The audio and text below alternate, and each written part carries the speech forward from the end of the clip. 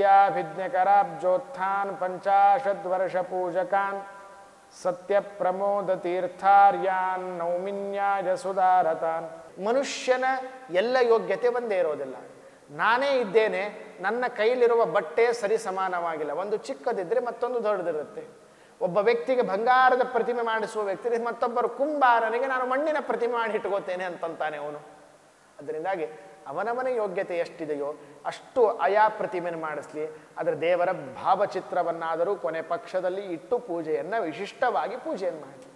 ನಿಮಗೇನಾದರೂ ಮಾಡಿ, ಎಂತಾದರೂ ಮಾಡಿ, ರಾಮನ ಸ್ಮರಣೆ ಅವತ್ತು ಮಾಡಿ ಬಿಡಬೇಡಿ ಅಂತನ್ನುವ ಮಾತನ್ನು ರಾಮನವಮಿ ಉತ್ಸವಕ್ಕೆ ವೈಭವದಲ್ಲಿ ನಮಗೆ ತಿಳಿಸಿಕೊಡ್ತಾರೆ. ರಾಮಚಂದ್ರ ದೇವರ ತೃಪ್ತಿಗಾಗಿ ರಾಮಚಂದ್ರ ದೇವರ ನಾಮಸ್ಮರಣೆ, ರಾಮಚಂದ್ರ ದೇವರ ಅವರ ಇದಕ್ಕಾಗಿ ವಿಶೇಷವಾಗಿ ನಾವು ರಾಮನ ಕುರಿತಾದ ಹೋಮವನ್ನು ಮಾಡಬೇಕು ಅಂತ ಹೇಳ್ತಾರೆ. ರಾಮಚಂದ್ರ ದೇವರ ಪ್ರತಿಮೆಯನ್ನು ದಾನವನ್ನು ಕೊಡ್ತೇವೆ ನೋಡಿ. ಆ ಪ್ರತಿಮಾ ದಾನವನ್ನು ಕೊಡೋದ್ರಿಂದ ಏನು ಪುಣ್ಯ ಬರುತ್ತೆ ನಾನು ಮೊದಲೇ ಹೇಳಿದೆ. ಈ ಪುಣ್ಯ ಆಗಲಿ ಪಾಪಗಳಾಗಲಿ ಎರಡೂ ನಮ್ಮ ಕಣ್ಣಿಗೆ ಕಾಣುವ ವಸ್ತುಗಳಲ್ಲ. ಅದನ್ನು ದೇವರು ನೋಡ್ತಾನೆ, ನನ್ನ ಯೋಗ್ಯತೆಯನ್ನು ನೋಡ್ತಾನೆ, ನಾನು ಮಾಡುವ ಪ್ರಾಮಾಣಿಕತೆಯನ್ನು ನೋಡ್ತಾನೆ. ಹೇಗೆಂದರೆ ಪ್ರೀತಿಯಲ್ಲಿ ಪ್ರಾಮಾಣಿಕ ಪ್ರೀತಿ ಮಹತ್ವದ್ದು. ಪ್ರೀತಿ ಮಾಡುವುದಲ್ಲಿ ಮೋಸದ ಪ್ರೀತಿಗೆ ಬೆಲೆ ಇಲ್ಲ. ಯಾವಾಗ ಇವನು ಮೋಸದಿಂದ ಮಾಡ್ತಾ ಇದ್ದಾನೆ, ಮನಸ್ಸಿನಲ್ಲಿ ಏನೋ ಒಂದು ಹೊಂಚಿಟ್ಟುಕೊಂಡು ನನ್ನ ಮೇಲೆ ಪ್ರೀತಿ ಮಾಡ್ತಾ ಇದ್ದಾನೆ ಅಂತನ್ನುವ ನನಗೆ ಅವನ ಮೇಲೆ, ಆ ವ್ಯಕ್ತಿಯ ಮೇಲೆ ಸಂಶಯ ಬಂತು ಅಂದರೆ ಸಾಕು, ಅವನನ್ನು ದೂರಕ್ಕೆ ಸರಿಸ್ತೇನೆ. ಅವನ ಜೊತೆಗೆ ಸಹವಾಸವನ್ನು ಮಾಡದೆ ನಾನು ದೂರಕ್ಕೆ ನಿಲ್ತೇನೆ. ಇದು ಸಮಾಜದಲ್ಲಿ ಎಲ್ಲ ಕಡೆಗೆ ನೋಡುವಂತಹ ಇದೊಂದು ಪ್ರತ್ಯಕ್ಷ ನಿದರ್ಶನ, ಎಲ್ಲರ ಜೀವನದಲ್ಲಿ ಬರುವಂತಹದ್ದು. ಮನುಷ್ಯ ಪ್ರೀತಿ ಮಾಡೋದು ಮಹತ್ವದ್ದಲ್ಲ. ಪ್ರೀತಿಯ ಹಿನ್ನೆಲೆಯಲ್ಲಿ ಪ್ರಾಮಾಣಿಕತೆಯನ್ನೇ, ಪ್ರೀತಿಯ ಹಿನ್ನೆಲೆಯಲ್ಲಿ ಮೋಸ ಇರಬಾರದು. ಹಾಗೆ ದೇವರ ಪೂಜೆಯನ್ನು ನಾವು ಮಾಡುವಾಗ, ದೇವರ ಪ್ರೀತಿಗಾಗಿ ದಾನವನ್ನು ಕೊಡುವಾಗ ಇವನಲ್ಲಿ ಎಷ್ಟು ಪ್ರಾಮಾಣಿಕತೆ ಇದೆ, ಎಷ್ಟು ನನ್ನಲ್ಲಿ ಭಕ್ತಿ ಇದೆ, ಮೆಜರ್ಮೆಂಟ್. ಹೇಗೆ ಜ್ವರ ಬಂದಾಗ ಟೆಂಪ್ರೇಚರ್ ನೋಡ್ಕೋತೇವೆ ನೋಡಿ, ಹಾಗೆ ಭಕ್ತಿಯ ಟೆಂಪ್ರೇಚರ್, ಪ್ರಾಮಾಣಿಕತೆ ಎಷ್ಟರ ಮಟ್ಟಿಗೆ ಇದೆ ಅಂತನ್ನುವುದನ್ನು ನೋಡಿಕೊಂಡು ದೇವರು ಅದನ್ನು ಅವಲಂಬಿಸಿ, ಆ ಮೆಜರ್ಮೆಂಟನ್ನು ಅವಲಂಬಿಸಿ ಅದನ್ನು ದೇವರು ನಮಗೆ ಪುಣ್ಯವನ್ನು ಕೊಡ್ತಾನಂತೆ.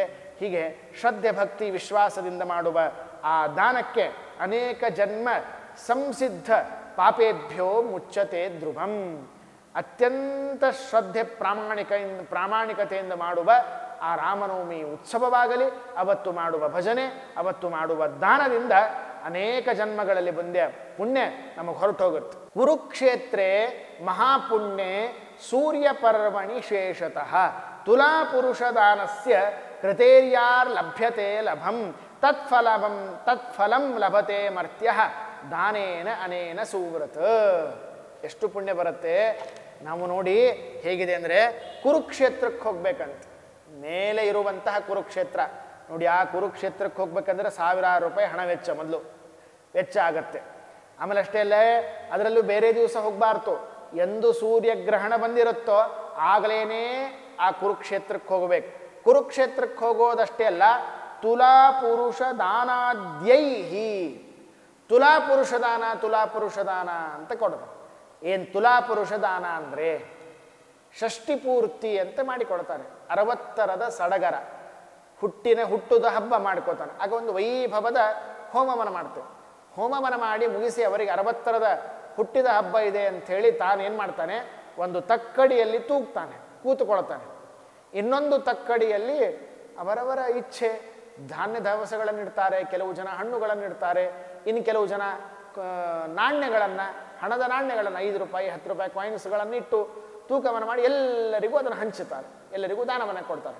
ಇದೇನು ತನ್ನ ದೇಹದ ತೂಕ ಎಷ್ಟು ಇದೆಯೋ ಅಷ್ಟೇ ಸರಿತೂಕವಾದ ಧಾನ್ಯ ದವಸವೋ ಹಣ್ಣುಗಳೋ ಅಥವಾ ಏನಂತಾರೆ ಕೊಯ್ನುಗಳೋ ಅದನ್ನು ತೂಕ ಮಾಡಿ ಎಲ್ಲರಿಗೆ ದಾನವನ್ನು ಕೊಡುವುದೇನೆ ತುಲಾಪುರುಷ ದಾನ ಅಂತ ಕರೆಯುವಂಥದ್ದು. ತುಲಾಪುರುಷ ದಾನ ಇದು ತಿರುಪತಿಯ ತಿಮ್ಮಪ್ಪನ ಸನ್ನಿಧಾನದಲ್ಲಿ ನೋಡ್ತೇವೆ. ಮಹಾದ್ವಾರದಿಂದ ಒಳಗಡೆ ಹೋದರೆ ಅಲ್ಲೇ ಎಡಗಿನ ಪಕ್ಕದಲ್ಲೇನೆ ಒಂದು ಇದನ್ನು ಹಾಕ್ಕೊಂಡು ಒಂದು ತಕ್ಕಡಿನ ಕೂತಿರ್ತಾರೆ ಅಲ್ಲಿ. ಯಾಕಂದರೆ ಎಷ್ಟೋ ಜನ ಬೇಡ್ಕೊಂಡಿರ್ತಾರೆ, ಅಪ್ಪ ತಿಮ್ಮಪ್ಪ ನನಗೆ ಮಕ್ಕಳು ಹುಟ್ಟಿದರೆ ಮಗುವು ತೂಕ ಎಷ್ಟೋ ಅಷ್ಟು ನಿನಗೆ ನಾನು ದಾನವನ್ನು ಕೊಡ್ತೇನೆ ಅಂಥೇಳಿ. ಅಲ್ಲಿ ಹೋಗಿ ಯಥಾಶಕ್ತಿ ಎಲ್ಲರಿಗೆ ಧಾನ್ಯ ದವಸ ಹಣ್ಣು ಹಂಪಲು ಹೂಗಳು ಏನಾಗುತ್ತೋ ಗೊತ್ತಿಲ್ಲ, ಅವರವರ ಯೋಗ್ಯತೆಗೆ ಅನುಗುಣವಾಗಿ ಮಗುವನ್ ತಕ್ಕಡಿಯಲ್ಲಿ ತೂಗಿ ಅಲ್ಲಿ ಏನು ಧಾನ್ಯ ದವಸ ಏನಿರುತ್ತೋ ತಮ್ಮ ಸಂಕಲ್ಪದಲ್ಲಿ ಇಷ್ಟವಾದದ್ದೇನಿರುತ್ತೋ ಏನು ಅನ್ಕೊಂಡಿರ್ತಾರೋ ಅದನ್ನು ತೂಗಿ ಹೋಗಿ ಹುಂಡಿಯಲ್ಲಿ ದೇವರಿಗೆ ಸಮರ್ಪಣೆ ಮಾಡ್ತಾರೆ. ಹಾಗೆ ದೇಹದ ತೂಕಕ್ಕೆ ಸರಿತೂಗುವಂತಹ ಏನು ದ್ರವ್ಯಗಳಿರುತ್ತೋ ಸಾಮಾನುಗಳಿರುತ್ತೋ ಅದನ್ನು ದಾನವನ್ನು ಕೊಡುವುದೇ ತುಲಾ ಪುರುಷ ದಾನ.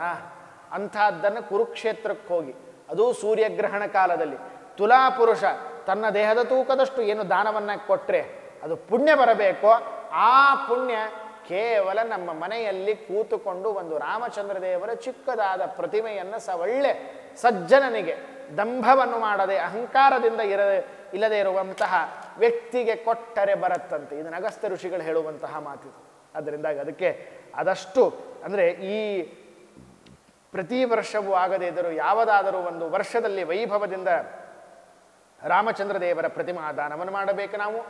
ಇಲ್ಲವೇ ಪ್ರತಿ ವರ್ಷವೂ ದೇವರು ಶಕ್ತಿ ಕೊಟ್ಟರೆ ಅವಶ್ಯವಾಗಿ ಪ್ರತಿ ವರ್ಷವೂ ದಾನ ಮಾಡೋಣಂತ. ಪ್ರಾಯೇಣ ಹಿ ನರೋ ಸರ್ವೇ ದರಿದ್ರ ಕೃಪಣಾಮುನೇಹೇ ಕೈರ್ಕರ್ತವ್ಯಂ ಕಿಮಿದಂ ಬ್ರೂಮಿ ಬ್ರೂಹಿ ಮಹಾಮುನೇ. ರಾಮನವಮಿ ವ್ರತವನ್ನು ಹೇಗೆ ಆಚರಣೆ ಮಾಡಬೇಕು ಅಂತನ್ನುವುದನ್ನು ಬಹಳ ಸುಂದರವಾಗಿ ನಮಗೆ ಅಗಸ್ತ್ಯ ಋಷಿಗಳು ಹೇಳ್ತಾರೆ. ದರಿದ್ರಶ್ಚ ಮಹಾಭಾಗೋ ಸ್ವಸ್ಯ ವಿತ್ತಾನುಸಾರತಃ. ನೋಡಿ, ನಾವ್ಯಾರು ತಲೆ ಕೆಡಿಸಿಕೊಳ್ಳೋದೇ ಬೇಡ. ಅಗಸ್ತ್ಯ ಋಷಿಗಳೇ ಸ್ಪಷ್ಟವಾಗಿ ಹೇಳ್ತಾರೆ, ನಿನ್ನಲ್ಲಿ ಎಷ್ಟು ಹಣ ಇದೆ ನೋಡೋ ಅಷ್ಟರಲ್ಲೇ ಮಾಡು, ಅಷ್ಟರಲ್ಲೇ ಮಾಡು. ನನ್ನಲ್ಲಿ 10 ರೂಪಾಯಿ ಕಾಸಿದೆ ಅಂದಮೇಲೆ 10 ರೂಪಾಯಿ ಬಳಸಿ ದೇವರ ವೈಭವದಿಂದ ಪೂಜೆಯನ್ನು ಮಾಡಿಬಿಟ್ಟು ನೀನು ಬೀದಿಗೆ ಬಾ ಅಂತ ಹೇಳಿಲ್ಲ. ನಿನಗೆ ಎಷ್ಟು ಬೇಕೋ ಅಷ್ಟು ಎತ್ತಿಟ್ಟುಕೊಂಡು, ನಿನ್ನ ಜೀವನಕ್ಕೆ ಎಷ್ಟು ಬೇಕೋ ಅಷ್ಟು ಎತ್ತಿಟ್ಟುಕೊಂಡು ಉಳಿದರಲ್ಲೇನೆ ಎಷ್ಟು ಶಕ್ತ್ಯಾನುಸಾರವಾಗಿ ದೇವರ ಪೂಜೆಯನ್ನು ಮಾಡು. ಹೊರತು ನಿನ್ನ ಅಧಿಕಾರಕ್ಕೆ ನಿನ್ನ ಹಣಕ್ಕೆ ನೀನು ಮೋಸ ಮಾಡಿಕೊಳ್ಳಬೇಡ ಅಂತನೋ ಮಾತನ್ನು ಹೇಳ್ತಾನೆ. ಫಲಾರ್ಧೇನ ತದರ್ಧೇನ ಅರ್ಧಾರ್ಧೇನ ಮಾ ಪುನಃ ವಿತ್ತಶಾಠ್ಯಂ ನ ಕರ್ತವ್ಯಂ. ನಿನಗೆ ಎಷ್ಟು ಹಣ ಇದೆಯೋ ಎಷ್ಟು ಶಕ್ತಿ ಇದೆಯೋ ಅಷ್ಟರಲ್ಲೇ ಮಾಡು, ಆದರೆ ವಿತ್ತಶಾಠ್ಯ ಮಾಡಬೇಡ. ಅಹಂಕಾರದಿಂದ ಎಲ್ಲರೂ ಬಂದವರು ನೋಡಿ, ಏನು ರಾಮದೇವ್ರ ಉತ್ಸವವನ್ನು ಎಷ್ಟು ಚೆನ್ನಾಗಿ ಮಾಡ್ತಾ ಇದ್ದಾನೋ ಇವನು ಅಂತನ್ನೋದನ್ನು ಮಾಡ್ತಾ ಇದ್ದಾನೆ ಅಂತ ಅನ್ಕೋತು ಯಾರು ಶಾಠ್ಯದಿಂದ ಇರಬಾರ್ದು. ಹಂಗೆ ಸೊಕ್ಕಿನಿಂದ ಮಾಡಬೇಡ, ನಿನ್ನ ಶಾಠ್ಯತನವನ್ನು ತೋರಿಸಬೇಡ, ಭಕ್ತಿಯಿಂದ ಶ್ರದ್ಧೆಯಿಂದಾಗಿ ನೀನು ಮಾಡುವಂಥವನಾಗು ಅಂತನೋ ಮಾತನ್ನು ನಮಗೆ ಇಲ್ಲಿ ತಿಳಿಸಿಕೊಡ್ತಾರೆ. ರಾಮಚಂದ್ರ ದೇವರ ಉತ್ಸವದಂದು ಸಾಕ್ಷಾತ್ ಮಹಾರುದ್ರ ದೇವರು ಮತ್ತೊಂದು ಅದ್ಭುತವಾದ ಮಾತನ್ನು ಹೇಳುವ ಮಾತು. ಮೊದಲು ನಾನು ಇದನ್ನು ಸ್ಮರಣೆ ಮಾಡಿಕೊಂಡೆ. ಸ್ಕಂದ ಪುರಾಣ ಮೋಕ್ಷಖಂಡದಲ್ಲಿ ರಾಮಚಂದ್ರ ದೇವರ ಕುರಿತಾದ ರುದ್ರದೇವರು ಗೀತೆ, ರುದ್ರದೇವರು ಮಾಡಿರುವ ಸ್ತೋತ್ರ, ಸಾಕ್ಷಾತ್ ಮಹಾರುದ್ರ ದೇವರು ಮಾಡಿರುವ ಸ್ತೋತ್ರ ಇದೆ. ಮುಮೂಷೆ ಶ್ರೀರಾಮ ರಾಮ ರಾಮೇತಿ ಏತತ್ತಾರಕ ಮುಚ್ಚತೆ ಅತಸ್ತ್ವಂ ಜಾನಕೀನಾಥ ಪರಬ್ರಹ್ಮ ವಿಧೀಯತೆ ತಾರಕಂ ಬ್ರಹ್ಮಚೋತ್ಯಸ್ತೆ ತೇನ ಪೂಜ್ಯಸ್ಯ ಪೂಜ್ಯತೆ. ಸಾಕ್ಷಾತ್ ಮಹಾರುದ್ರ ದೇವರು ಹೇಳ್ತಾರೆ ಏನಂತಂದರೆ ಬೇರೆ ಏನೂ ಇಲ್ಲ, ರಾಮಚಂದ್ರ ದೇವರ ನಾಮಸ್ಮರಣೆಯನ್ನು ಅವಶ್ಯವಾಗಿ ನಾವು ಮಾಡಬೇಕಂತ ಹೇಳ್ತಾರೆ. ಮಣಿಕರ್ಣಿಕಾ ಘಾಟ ಇದು ಇರುವಂತಹದ್ದು ಕಾಶಿಯಲ್ಲಿ ಇರುವಂತಹ ಮಣಿಕರ್ಣಿಕಾ ಘಾಟ. ಅಲ್ಲಿ ಗಂಗಾ ಜಲವನ್ನು ಬಾಯಿಯಲ್ಲಿ ಹಾಕಿಕೊಂಡು, ದೊಡ್ಡ ಕ್ಷೇತ್ರವೇ ಅದ್ಭುತವಾದ ಕ್ಷೇತ್ರ, ಸಾಕ್ಷಾತ್ ಮಹಾರುದ್ರ ದೇವರ ಕ್ಷೇತ್ರ. ಅದರಲ್ಲಿಯೂ ಗಂಗಾ ನದಿ ದಂಡೆ ಮೇಲೆ, ಅದರಲ್ಲಿಯೂ ಗಂಗಾ ನದಿ ನೀರನ್ನು ಬಾಯಲ್ಲಿ ಹಾಕಿಕೊಂಡು ಗಂಗಾ ನದಿಯಲ್ಲೇ ದೇಹವನ್ನು ಬಿಟ್ಟರೆ ಏನು ಪುಣ್ಯ ಬರಬೇಕೋ ಅದನ್ನು ಕೇವಲ ನನ್ನ ಮನೆಯಲ್ಲೇ ಕೂತ್ಕೊಂಡು ಶ್ರೀರಾಮಾಯ ನಮಃ ಅಂತ ಉಚ್ಚಾರಣೆ ಮಾಡಿದರೆ ಬರುತ್ತೆ. ಶ್ರೀರಾಮಾಯ ನಮಃ. ಇಷ್ಟು ರಾಮಚಂದ್ರ ದೇವರ ಮಹಿಮೆಗೆ ನಾಮಕ್ಕೆ ಇಷ್ಟು ನಾಮ ಶಕ್ತಿ ಇದೆ ಅಂತನ್ನುವಂತಹ ಮಾತನ್ನು ತಿಳಿಸಿಕೊಡ್ತಾರೆ. ಶ್ರದ್ಧದಾನಸ್ಯ ದಾತವ್ಯಂ ರಾಮನವಮಿ ವ್ರತಂ. ಅಷ್ಟೇ ಅಲ್ಲದೇನು ವಿಶೇಷವಾಗಿ ಇನ್ನೂ ಅನೇಕ ಮಹಿಮೆಗಳನ್ನು ಹೇಳ್ತಾ ಒಂದು ಅದ್ಭುತವಾದ ಇದೊಂದು ಏನಂತಾರೆ ನಮಗೆ ಆದೇಶವನ್ನು ಕೊಡ್ತಾರೆ. ಪಾರ್ವತೀ ದೇವಿ ಕೇಳಿರುವಂತಹ ಪ್ರಶ್ನೆಗೆ ಸಾಕ್ಷಾತ್ ಮಹದೇವರು ಉತ್ತರವನ್ನು ಕೊಡ್ತಾರೆ. ಅಲ್ಲಿ ಇಲ್ಲಿ ನಾವೆಲ್ಲ ಕಡೆಗೆ ನೋಡ್ತೇವೆ ರಾಮನಾಮ ಲೇಖನ ಯಜ್ಞ, ರಾಮನಾಮ ಲೇಖನ ಯಜ್ಞ. 1 ಕೋಟಿ ಬಾರಿ ರಾಮಚಂದ್ರ ದೇವರ ನಾಮವನ್ನು ಬರೆದದ್ದಾಯಿತು. ಈಗಾಗಲೇ 10 ಕೋಟಿ ಆಯಿತು. ಆಯಾ ಅನೇಕ ಸಜ್ಜನರು ಅಲ್ಲಲ್ಲಿ ಮಾಡ್ತಾರೆ. ಇದೇನೋ ಮನೆಯಲ್ಲಿ ಖಾಲಿ ಕೂಡ್ತಾ ಇರ್ತಾರೆ, ಅದು ಇದು ಏನೋ ನೋಡೋಕ್ಕಿಂತಲೂ ಕೂಡ, ಏನೋ ಹವ್ಯಾಸವನ್ನು ಮಾಡೋಕ್ಕಿಂತಲೂ ಕೂಡ ಕೂತ್ಕೊಂಡು ರಾಮನಾಮ ಸ್ಮರಣೆ ಮಾಡ್ತಾರೆ. ಅಷ್ಟಾದರೂ ಮಾಡಲಿ ಬಿಡು. ಅಂತನ್ನೋದಕ್ಕಾಗಿ ಜನರಿಂದ ಮಾಡಿಸುವಂತಹ ರಾಮನಾಮ ಲೇಖನ ಯಜ್ಞಗಳು ಅಲ್ಲ. ಆ ರಾಮನಾಮ ಲೇಖನ ಯಜ್ಞ ಏನಿದೆ ನೋಡಿ, ಅದನ್ನು ಸಾಕ್ಷಾತ್ ಮಹರುದ್ರ ಮಹಾದೇವರು ಪಾರ್ವತೀ ದೇವಿಗೆ ಉಪದೇಶವನ್ನು ಮಾಡ್ತಾರೆ. ರಾಮನಾಮವನ್ನು ಕನಿಷ್ಠ ಪಕ್ಷ ಎಂದು ಬರೆಯದೇ ಇದ್ದರೂ ಕೂಡ ಚಿಂತೆ ಇಲ್ಲ. ರಾಮನವಮಿ ಉತ್ಸವದಂದು ಅವತ್ತಿನ ದಿವಸ ಯಥಾಶಕ್ತಿಯಾಗಿ 100 ಬಾರಿ ಆದರೂ ಬರಿಬೇಕಂತೆ. 100 ಬಾರಿಯಾಗಿ ಶ್ರೀರಾಮಾಯ ನಮಃ ಅಂತನ್ನೋದನ್ನು ಬರಿಬೇಕಂತೆ ಅನ್ನೋದನ್ನು ಹೇಳ್ತಾರೆ. ಶೃಣುದೇವಿ ಪ್ರವಕ್ಷ್ಯಾಮಿ ಗುಹ್ಯಾತ್ ಗುಹ್ಯತರಂ ಮಹತ್. ನೋಡಿ, ಈ ರಾಮಚಂದ್ರ ದೇವರ ಮಹಿಮೆಯನ್ನು ಹೇಳುವಾಗ ಹೇಳ್ತಾರೆ, ಗುಹ್ಯವಾಗಿರೋದು, ಅತೀ ಮಹತ್ವದ್ದು, ಸೀಕ್ರೆಟ್. ಯಾರಿಗೂ ಹೇಳಬೇಡಮ್ಮ, ನೀನು ನನ್ನನ್ನು ಬಿಟ್ಟು ನಾನು ನಿಂಗೆ ಹೇಳ್ತಾ ಇದ್ದೇನೆ, ಯಾರಿಗೂ ಹೇಳಬೇಡ. ಇದನ್ನು ಅತ್ಯಂತ ಮಹತ್ವದ್ದು ಹೇಳ್ತೀನಿ. ಏನಂದರೆ, ಶ್ರೀರಾಮ ಲಿಖಯೇದ್ದಕ್ಷು ಲಕ್ಷ ಕೋಟಿ ಶತಾದಧಿ. ನೋಡಿ ಎಷ್ಟು, ಇಲ್ಲೂ ಕೂಡ ಎಲ್ಲರೂ ಒಂದೇ ಥರ ಬರೀಬೇಕಂತ ಹೇಳಿಲ್ಲ. ನಿಮ್ಮ ಕಾಲಾವಕಾಶ, ನಿಮಗೆಷ್ಟು ಅನುಕೂಲತೆ, ನಿಮಗೆ ದೇವಶಕ್ತಿ, ನಮ್ಮ ಯೋಗ್ಯತೆ ಏನಿದಕ್ಕೆ ಅದಕ್ಕೆ ಅನುಗುಣವಾಗಿ ನಾವು ಬರಿಬೇಕು. ಅಂದರೆ ಯಥಾಶಕ್ತಿಯಾಗಿ ಹೆಚ್ಚು ಬರೀಲಿಕ್ಕೆ ಪ್ರಯತ್ನವನ್ನು ನಾವು ಮಾಡಬೇಕು, ಇಲ್ಲಂತ ಅನ್ನೋದಿಲ್ಲ. ಲಕ್ಷ ಬಾರಿ, ಕೋಟ ಬಾರಿ, 100 ಕೋಟಿ ಬಾರಿ ಒಂದೊಂದಕ್ಷರವನ್ನು ಯಾರ್ಯಾರೋ ಬರೀತಾರೆ. ಶ್ರೀರಾಮಾಯ ನಮಃ, ಶ್ರೀ ರಾ ಅಂತಿಷ್ಟು ಬರೆದ್ರೂ ಕಾಡು ಆ ಒಂದಕ್ಷರವೂ ಕೂಡ ಮಹಾಪಾತಕ ನಾಶನಂ, ದೊಡ್ಡ ದೊಡ್ಡ ಪಾಪ ಮಾಡಿದ್ದೆಲ್ಲವೂ ಕೂಡ ಕಳೆಯುವಂತಹ ಶಕ್ತಿ ಅದಕ್ಕಿದೆ. ಅಷ್ಟೇ ಅಲ್ಲೇ ಸಕಾಮೋಪಿ ಲಭೇತ್ಯಸ್ತು ನಿಷ್ಕಾಮೇನ ತು ಪುಂಕಿಂ ಪುನಃ. ಏನೋ ಮನಸ್ಸಿನಲ್ಲಿ ಆಸೆ ಇಟ್ಕೊಂಡು ಈ ಕೆಲಸ ಆಗಬೇಕು, ನಮಗೆ ಮನೆಯಲ್ಲಿ ಮದುವೆ ಆಗಬೇಕು, ನಾನು ಹೊಸ ಮನೆ ಕಟ್ಟಬೇಕು, ಅಥವಾ ಇನ್ನೊಂದೇನೋ ನನ್ನ ಮನಸ್ಸಿನ ಅಭೀಷ್ಟ ಪೂರ್ಣ ಆಗಬೇಕು ಅಂತ ಆಸೆಯನ್ನಿಟ್ಟುಕೊಂಡು ಏನು ರಾಮನಾಮ ಲೇಖನವನ್ನು ಬರಿತಾ ಇರ್ತಾರೆ ನೋಡಿ, ಹಾಗೆ ಬರೆದ್ರೂ ಕೂಡ ಅವರಿಗೆ ವಿಶೇಷವಾದ ಮನಸ್ಸಿನ ಆಸೆ ಪೂರ್ಣ ಆಗತ್ತೆ. ಇದಾದ ಮೇಲೆ ಏನೂ ನನಗೆ ಬೇಡ, ಯಾವ ಆಸೆನೂ ಇಲ್ಲ, ದೇವರು ರಾಮಚಂದ್ರ ದೇವರು ಅನುಗ್ರಹ ಆಗಲಿ ಅಂತ ಅಪೇಕ್ಷೆ ಇದ್ದರೆ ಸಾಕ್ಷಾತ್ ರಾಮದೇವರೇ ಬಂದು ನನ್ನ ಮನೆಗೆ ಬಾ, ನನ್ನ ವೈಕುಂಠಕ್ಕೆ ಬಾ ಅಂತ ಕರ್ಕೊಂಡು ಹೋಗ್ತಾರೆ. ಅದರಿಂದಾಗಿ ಆ ಭಕ್ತಿಯಿಂದ ರಾಮದೇವರ ಸ್ಮರಣೆಯನ್ನು ಮಾಡಬೇಕು. ಆದಾವಂತೆ ಚ ಮಧ್ಯೆ ಚ ವ್ರತಸ್ಯೋದ್ಯಾಪನಂ ಚರೇತ. ಆಗ ಈ ರಾಮನಾಮ ಲೇಖನವನ್ನು ಮಾಡಿ ಉದ್ಯಾಪನೆಯನ್ನು ಮಾಡಬೇಕು ಅಂತ ಅನ್ನೋದನ್ನು ಹೇಳ್ತಾರೆ. ನತಾಸ್ಮಿ ದೇವದೇವಶ ಭಕ್ತ ಅನುಗ್ರಹಕಾರಕ ನಾಮ್ನಾ ಮಧ್ಯಾದುದ್ಯಾಪನಂ ಬ್ರೂಹಿ. ಹೇಗೆ ಉದ್ಯಾಪನೆಯನ್ನು ಮಾಡಬೇಕು, ದೇವತೆ ಅದಕ್ಕೆ ವಿಷ್ಣು ಸೂಕ್ತ ನಾರಾಯಣ ಸೂಕ್ತದಿಂದ ಹೋಮ ಹವನಗಳನ್ನು ಮಾಡಬೇಕು, ನವಗ್ರಹ ಪೂಜೆ ಮಾಡಬೇಕು ಇತ್ಯಾದಿಯಾಗಿ ಅದನ್ನು ವಿಸ್ತಾರವಾಗಿ ನಮಗೆ ತಿಳಿಸಿಕೊಡ್ತಾರೆ. ಅನೇಕ ಬ್ರಾಹ್ಮಣ ಭೋಜನ ಅನ್ನ ಸಂತರ್ಪಣವನ್ನು ಮಾಡಿಸಬೇಕು ಅಂತ ಹೇಳ್ತಾ ಸಾಕ್ಷಾತ್ ಮಹರುದ್ರ ದೇವರು ಕೊನೆಗೆ ನಮಗೆ ತಿಳಿಸಿಕೊಡ್ತಾರೆ. ಅಶ್ವಮೇಧ ಸಹಸ್ರಾಣಿ ವಾಜಪೇಯ ಶತಾನಿ ಚ ಏಕೇನ ರಾಮ ನಾಮ್ನಾತು ತತ್ಫಲಂ ಲಭತೆ ನರಃ. ಎಷ್ಟು ದೊಡ್ಡದು ನೋಡಿ. ಈಗಾಗಲೇ ಪಾರ್ವತೀ ದೇವಿಗೆ ಒಂದು ಬಾರಿ ಹೇಳಿಬಿಟ್ಟಿದ್ದಾರೆ ಮಹಾದೇವರು. ಶ್ರೀರಾಮ ರಾಮ ರಾಮೇತಿ ಅಂತನ್ನುವ ಕಡೆಗೆ ಹೇಳುವಾಗ ಸಹಸ್ರನಾಮ ತತ್ತುಲ್ಯಂ, ಒಂದು ವಿಷ್ಣು ಸಹಸ್ರನಾಮ ಸಮಗ್ರವಾಗಿ ವಿಷ್ಣು ಸಹಸ್ರನಾಮ ಒಂದು ಅಂದರೆ ಏನು ಪುಣ್ಯ ಬರಬೇಕು, ಆ ಪುಣ್ಯ ಬರುತ್ತೆ. ಅಶ್ವಮೇಧ ಸಹಸ್ರಾಣಿ, ಅಶ್ವಮೇಧ ಯಾಗವನ್ ರಾಮಚಂದ್ರ ದೇವರು ಅಶ್ವಮೇಧ ಯಾಗವನ್ನು ಮಾಡಿರೋದನ್ನು ಪುರಾಣದಲ್ಲಿ ನಾವು ಕೇಳ್ತೇವೆ, ಹಾಗೂ ಇತಿಹಾಸದಲ್ಲಿ ನೋಡ್ತೇವೆ. ಆಮೇಲೆ ವಾಜಪೇಯಿ ಯಾಗ ಅಂಥೇಳಿ ಅದು ದೊಡ್ಡ ಯಾಗ, ಅದನ್ನು 100 ಯಾಗಗಳ ಮಾಡಿದರೆ ಏನು ಪುಣ್ಯ ಬರಬೇಕು, ಆ ಪುಣ್ಯ ಕೇವಲ ರಾಮಚಂದ್ರ ದೇವರ ಶ್ರೀರಾಮಾಯ ನಮಃ ಅಂತ ಕೈಯಿಂದ ಬರೆಯುವುದರಿಂದ ಬರುತ್ತೆ. ಮತ್ತೆ ನಾನು ಜ್ಞಾಪಕ ಮಾಡಿಸಿಕೊಡ್ತೇನೆ, ಇದನ್ನು ನಾವು ಇಟ್ಟುಕೊಳ್ಳುವಂತಹ ಶ್ರದ್ಧೆ ಭಕ್ತಿ ಅದರ ಮೇಲೆ ಅವಲಂಬಿಸಿರುತ್ತೆ. ಹಾಗಾದರೆ ಯಾರು ಬರಿಬೇಕು ಸ್ವಾಮಿ, ಇಂಥವರೇ ಬರಿಬೇಕಂತಿದೆಯಾ ಅಂತ ಮಹರುದ್ರ ದೇವರಿಗೆ ಕೇಳಿದಾಗ, ನಾರೀವಾ ಪುರುಷೋ ವಾಪಿ ಶುದ್ಧೋ ವಾಪ್ಯಥಮೋ ನರಃ ರಾಮನಾಮ್ನಾತು ಮುಕ್ತಾಸ್ತೆ ಸತ್ಯಂ ಸತ್ಯಂ ವರಾನನೆ. ಅಮ್ಮ ತಾಯಿ, ಏ ಪ್ರಿಯೇ ಪಾರ್ವತಿಯೇ, ಇಂಥವರು ಅಂಥವರು ಅಂತಲ್ಲ, ಎಂಥೆಂಥವರು ಎಲ್ಲರೂ ಬರೆಯಬಹುದು.